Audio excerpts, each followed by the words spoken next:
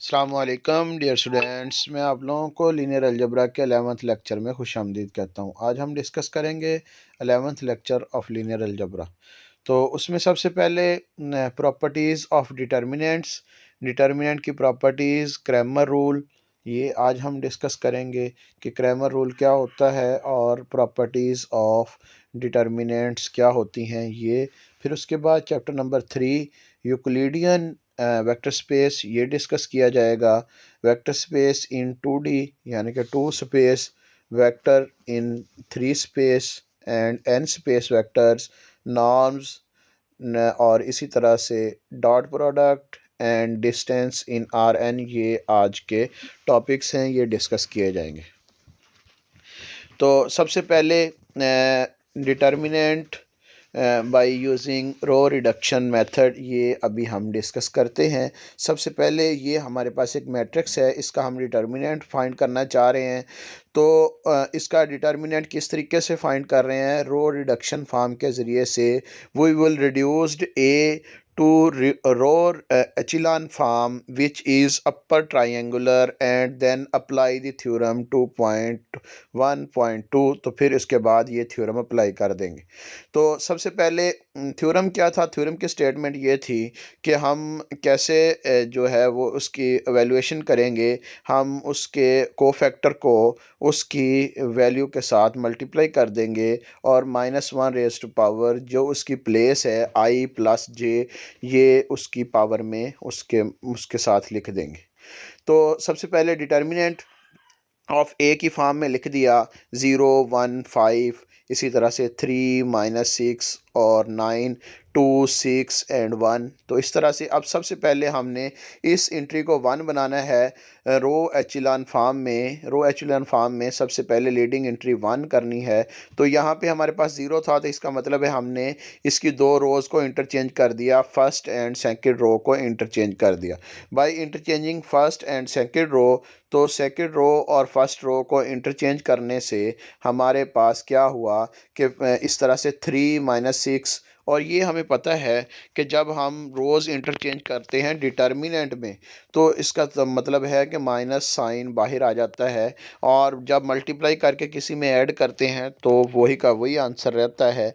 तो इस तरह से ये हमने लास्ट में पढ़ा था। और जब किसी को के से मल्टीप्लाई कर देते हैं तो इसका मतलब है वो के टाइम हो जाता है, या किसी रो में से के को जो है वो सब्ट्रैक्ट कर देते हैं, तो या के में से रो में से के को कॉमन ले लेते हैं, तो इसका मतलब है वो इसका मल्टीपल हो जाता है। तो फिर उसके बाद क्या किया? A common factor 3 from the first row of the matrix of determinant sign. तो ये अब इसका पहली रो को हमने इसमें से 3 को कॉमन ले लिया। तो इसमें से 3 को कॉमन लिया तो ये -3 और ये सारे का डिटर्मिनेंट ये बन गया। अब यहाँ पे 1 आ गया, लीडिंग 1 आ गया। फिर इसके बाद बाकी एंट्रीज़ को हमने 0 करना है। तो इधर ऑलरेडी 0 था, तो दूसरी को 0 करने के लिए इसको -2 से मल्टीप्लाई किया पहली रो को, यानी कि R1 को -2 से मल्टीप्लाई किया, -2 इंटू R1, और इस तरह से ऐड कर दिया, प्लस किस में कर दिया? R2 में कर दिया। तो इस तरह से -2 times of the first row was added to the third row. तो इस तरह से R3 यानी कि थर्ड में, R2 यानी कि ऑलरेडी पहले था, R3 थर्ड में ऐड कर दिया। तो R3 प्राइम हमारे पास जो नई रो आ गई इस मैट्रिक्स के लिहाज से। तो इस तरह से यानी कि इसको -2 से मल्टीप्लाई करके इसमें ऐड किया, -2 से मल्टीप्लाई करके इसमें ऐड किया, ये 0 आ गया। -2 से मल्टीप्लाई करके इसमें ऐड किया, ये -2 से मल्टीप्लाई किया तो ये 4 हो गया, इसमें ऐड किया ये 10 आ गया। इसी तरह से इसको -2 से मल्टीप्लाई किया तो ये -6 आ गया, और इस तरह से 1 में ऐड किया तो -5 रह गया। तो इस तरह से ये इसको, इसके बाद इसको, इस लीडिंग को इसको 1 बनाना था, ये ऑलरेडी 1 है। फिर इसके नीचे भी, नीचे 0 करना है, ऊपर ऊपर वही की वही वैल्यूज़ रहने देनी है। तो इस तरह से फिर इसको क्या करना है, जो हमारे पास जो वैल्यूज़ आई हैं, जो हमने कॉमन लेके वैल्यूज़ ली हैं, तो उन सब को मल्टीप्लाई कर देना है। तो इस थ्योरम के ज़रिए से ये हमारे पास आंसर आ जाएगा कि अगर हमारे पास ये अपर ट्रायंगुलर मैट्रिक्स हो तो उसमें हम जो बाहर कॉमन वैल्यूज़ हैं वो और उसके अंदर वाले ये सारे का सारे का डिटर्मिनेंट 1 होगा। तो ये 1 आ गया, ये बाकी सब का डिटर्मिनेंट लिख दिया, तो इसको हम कहते हैं रिड्यूस्ड रो एचिलन फॉर्म। तो इसकी तरह से कॉलम के ज़रिए से भी, रो ऑपरेशन एंड कोफैक्टर के ज़रिए से भी इसकी वैल्यूज़ निकाली जा सकती हैं। तो यहाँ पे ये देख सकते हैं आप लोग, तो कोफैक्टर के ज़रिए से भी निकाल सकते हैं। एवेलुएट डिटर्मिनेंट वेयर ए, इस ए ये है हमारे पास, इसका डिटर्मिनेंट निकालना है। तो determinant of A cofactor expansion along the first column, तो इस फर्स्ट कॉलम के ज़रिए से एक्सपेंशन कर दी।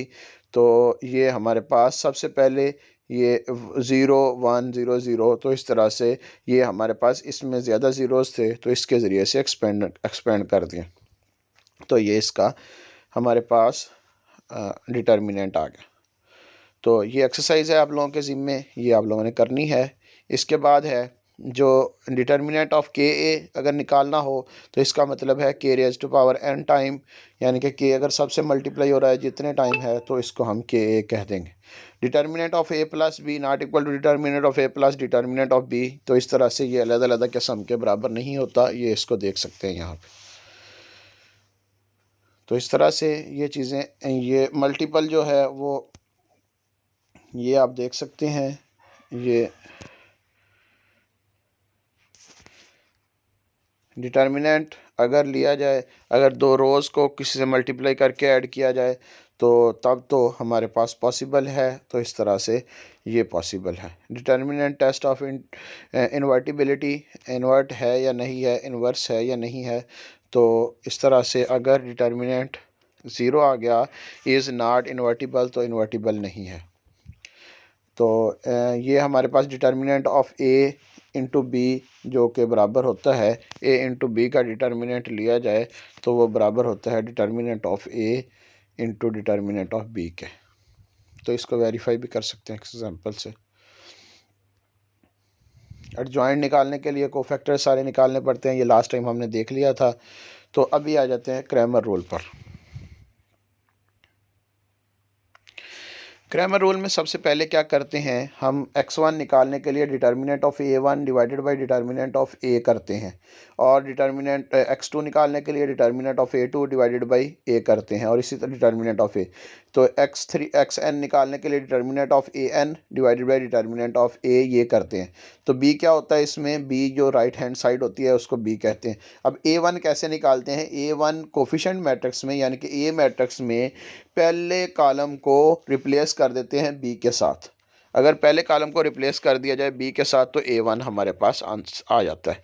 तो अभी ये है, ये हमारे पास एक सिस्टम है, इसमें हमने इसको क्रैमर रूल के ज़रिए से सॉल्व करना है। क्रैमर रूल के ज़रिए से सबसे पहले कोफिशिएंट मैट्रिक्स बना लिया। ये ए आ गया मैट्रिक्स, जिसमें 1 0, क्योंकि x2 का कोफिशिएंट 0 है, 1 0 2, और इसी तरह से -3 4 6 -1 -2 और इसी तरह से 3 है। तो A1 निकालने के लिए मैंने क्या कहा था कि ये राइट हैंड साइड जिसको हम बी मैट्रिक्स कहते हैं, ये हमारे पास बी मैट्रिक्स है। तो इस बी मैट्रिक्स को अगर इस बी मैट्रिक्स को किसकी जगह पे रिप्लेस किया जाए, ए यानी कि फर्स्ट कॉलम की जगह पे रिप्लेस कर दे। ये फर्स्ट कॉलम था 1 -3 और 1, इसको जगह पे बी मैट्रिक्स रिप्लेस कर दिया जाए तो वो हमारे पास A1 आ जाएगा। A2 के लिए सेकंड मैट्रिक्स में बी को रिप्लेस कर दिया जाए, A3 के लिए थर्ड कॉलम में बी को रिप्लेस कर दिया जाए, तो इस तरह से ये A3 आ जाएगा। तो x1 बराबर है determinant of A1 divided by determinant of A। तो इस तरह से ये डिटर्मिनेंट निकाला, सिंप्लीफाई किया, तो ये क्रैमर रूल के ज़रिए से सॉल्व हो गया। दोबारा देख लेते हैं ए मैट्रिक्स, वो जो कोफिशिएंट मैट्रिक्स होता है इन सब का कोफिशिएंट। तो यहाँ पे जैसे आप देख सकते हैं कि ये इसमें सबका x1 का कोफिशिएंट 1 था, x2 का कोफिशिएंट इसमें पहले इक्वेशन में 0 था, x3 का कोफिशिएंट 2 था, इसी तरह से सो ऑन, ये सारे कोफिशिएंट लिखे। तो अब A1 कैसे निकालना है, इसी कोफिशिएंट मैट्रिक्स के पहले कॉलम को रिप्लेस कर दिया जाए राइट हैंड साइड से। तो ये राइट हैंड साइड इधर लिख दी, तो इस तरह से ये A1 बन गया। इसी तरह से सेकंड कॉलम को रिप्लेस कर दिया जाए तो A2 बन जाएगा, और इसी तरह से थर्ड कॉलम को रिप्लेस कर दिया जाए तो ये A3 बन जाएगा। इसका डिटर्मिनेंट डिवाइडेड बाई इसका डिटर्मिनेंट, ये हमारे पास क्रैमर रूल के ज़रिए से इसका सोल्यूशन आ जाए। ये एक्सरसाइज है, ये आप लोगों ने करनी है। तो इसी तरह से अब जो हमारे पास थर्ड चैप्टर है उसमें स्टार्ट लेते हैं। तो सबसे पहले वेक्टर एडिशन क्या होता है, दो वेक्टर्स को ऐड कैसे करते हैं। दो वेक्टर्स को ऐड करने के लिए आसान सा तरीकाकार होता है जिसको हम हेड एंड टेल रूल कहते हैं। हेड टू टेल रूल कहते हैं, फर्स्ट के हेड को दूसरे के टेल के साथ मिला देना है। इसी तरह से सो ऑन, सेकंड के हेड को थर्ड के टेल से मिलाने के बाद आखिर में आंसर क्या आएगा, फर्स्ट की टेल को लास्ट के हेड से मिला दिया जाए तो वो हमारे पास आंसर आएगा इसका। तो यहाँ पे जैसे बना के भी देखते हैं, ये यहाँ पे एक खाली जगह है तो यहाँ पे बना के देखते हैं।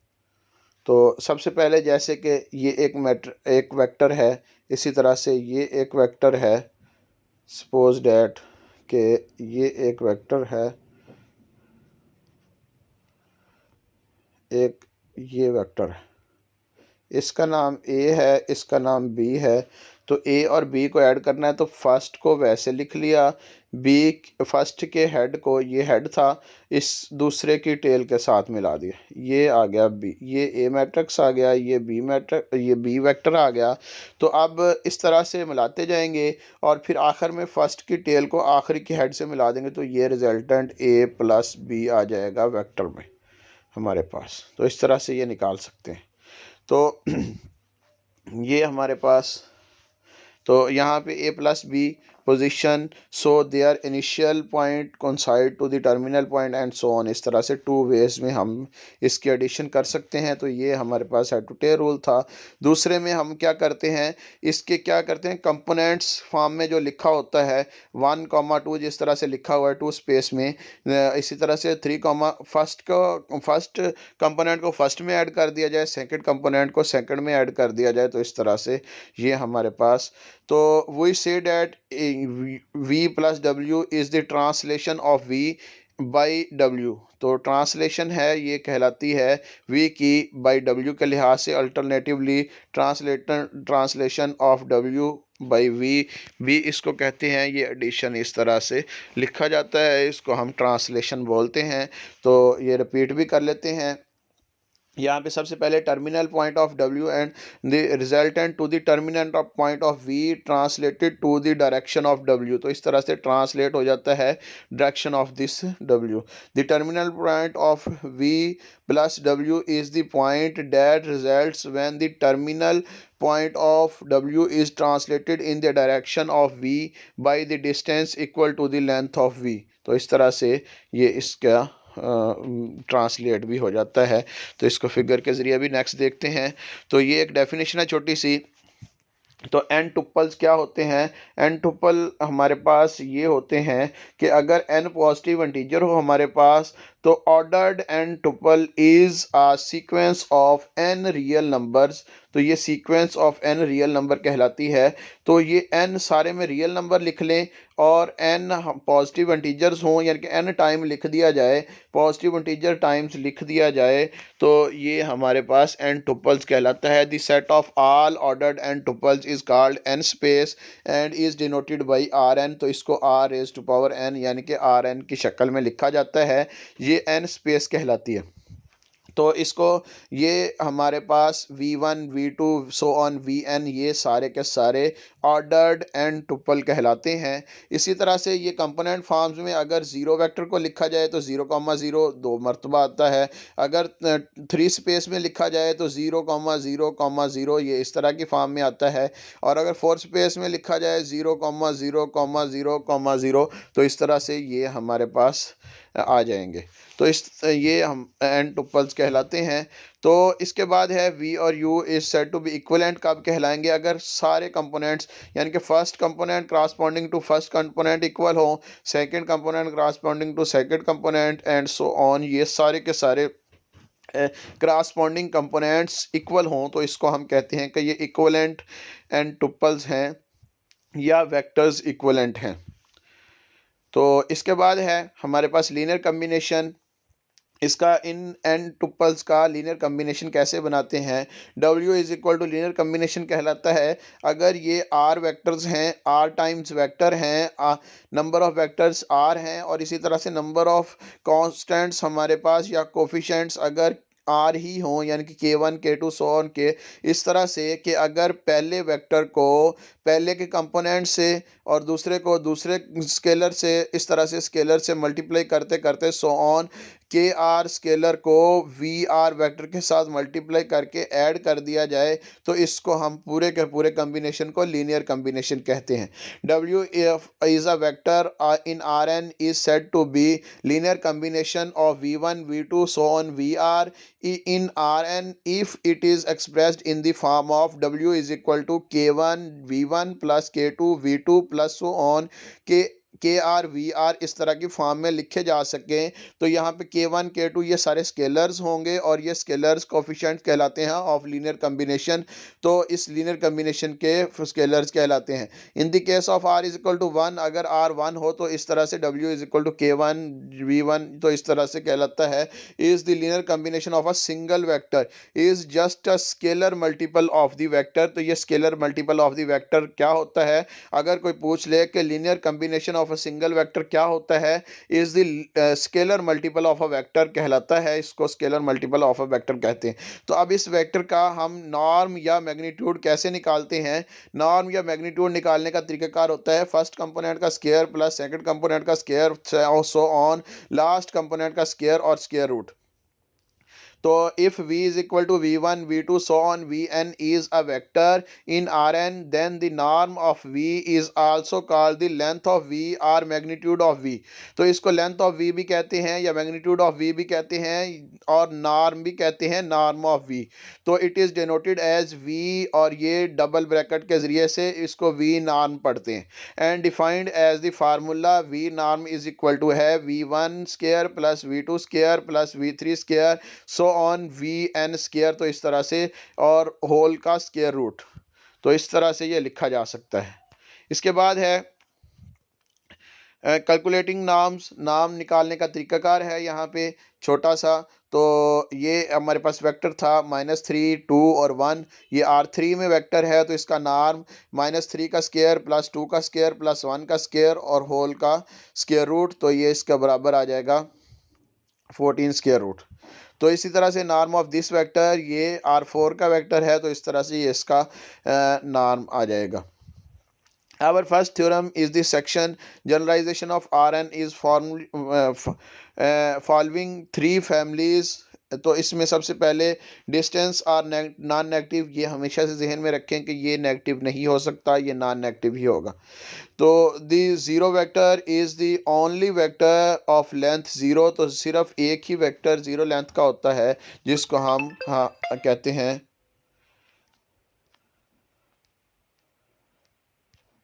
तो इसको कहा जाता है कि ये ज़ीरो वेक्टर ज़ीरो लेंथ का वेक्टर है। Multiplying of a vector by a scalar multiple is the length by the absolute value of the scalar. तो इस तरह से उसकी लेंथ उतने टाइम्स बढ़ जाती है जितना स्केलर हमने मल्टीप्लाई किया है, तो उतने टाइम एब्सोल्यूट वैल्यू उसकी। तो इस तरह से तो ये हमारे पास सबसे पहले ये जो थ्योरम है कि ये पॉजिटिव होती है वैल्यू। ज़ीरो कब होगा, जब हमारे पास ये दोनों की दोनों ये v ज़ीरो होगा तब ही ये ज़ीरो होगा। इसी तरह से k टाइम नॉर्म हो जाता है अगर k पहले वेक्टर में मल्टीप्लाई हो रहा हो।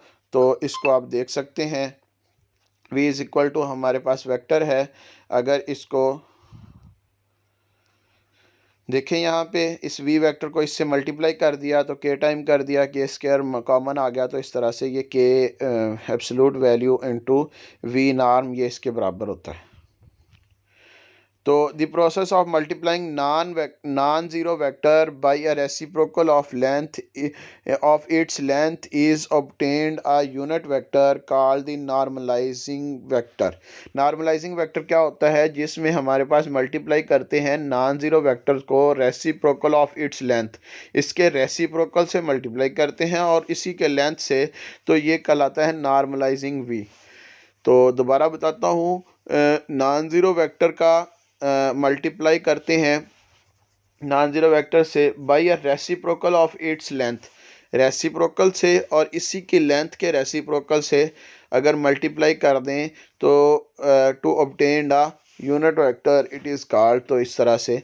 तो ये हमारे पास ये सबसे पहले 2 - 2, तो ये फाइंड द यूनिट वेक्टर, इसका यूनिट वेक्टर फाइंड करते हैं। यूनिट वेक्टर फाइंड करने का क्या तरीका है, इसी की लेंथ से मल्टीप्लाई कर देना है इसके रेसिप्रोकल की लेंथ को।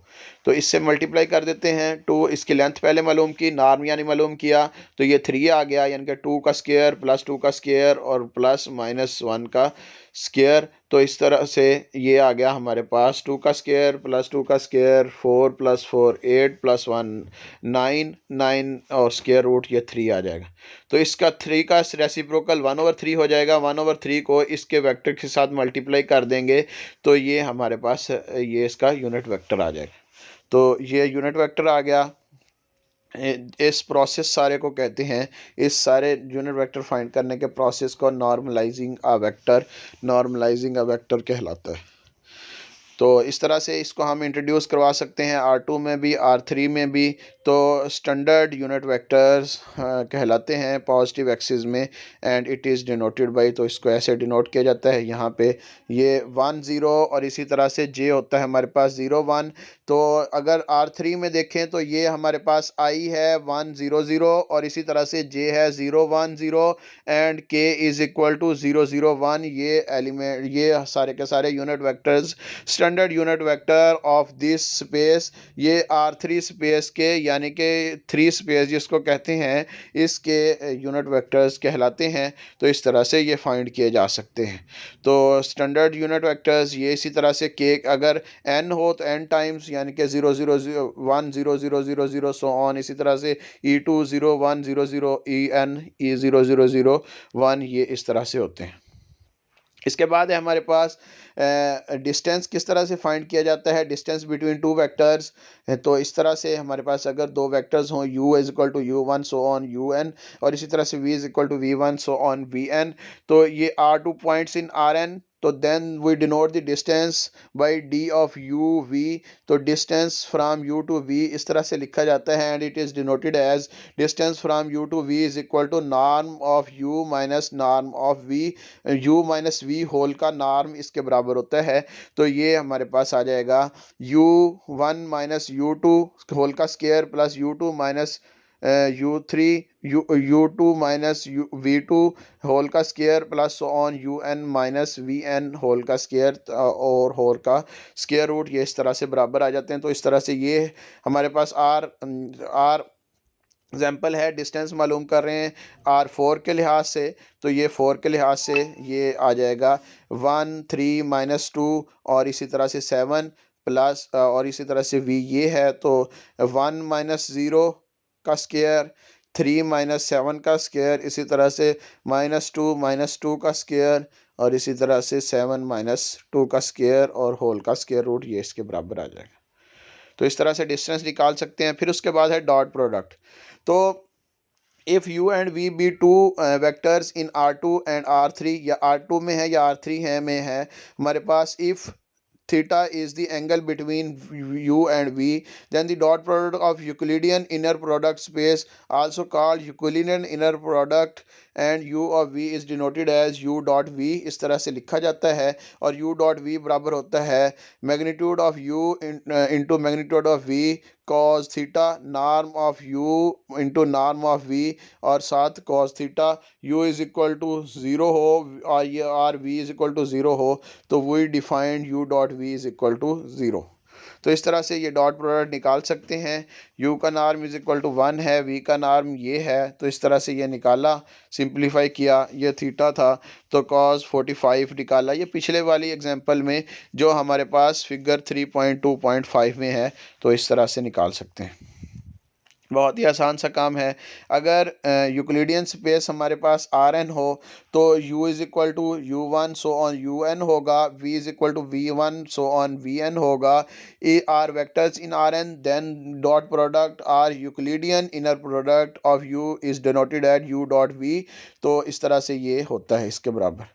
तो इस तरह से इसको कंपोनेंट फॉर्म के ज़रिए से कैलकुलेट कर सकते हैं। कंपोनेंट फॉर्म्स में कैलकुलेट करने के लिए पहले कंपोनेंट को पहले से मल्टीप्लाई कर देते हैं और दूसरे कंपोनेंट को दूसरे से मल्टीप्लाई कर देते हैं, तीसरे कंपोनेंट को तीसरे से मल्टीप्लाई करके और सबको ऐड कर देते हैं, तो ये हमारे पास u डॉट वी आ जाता है। तो ये जहाँ पे ऐसे एग्जांपल्स में निकाला भी गया है, तो इन सबको मल्टीप्लाई करके u डॉट वी हमारे पास आंसर आ गया।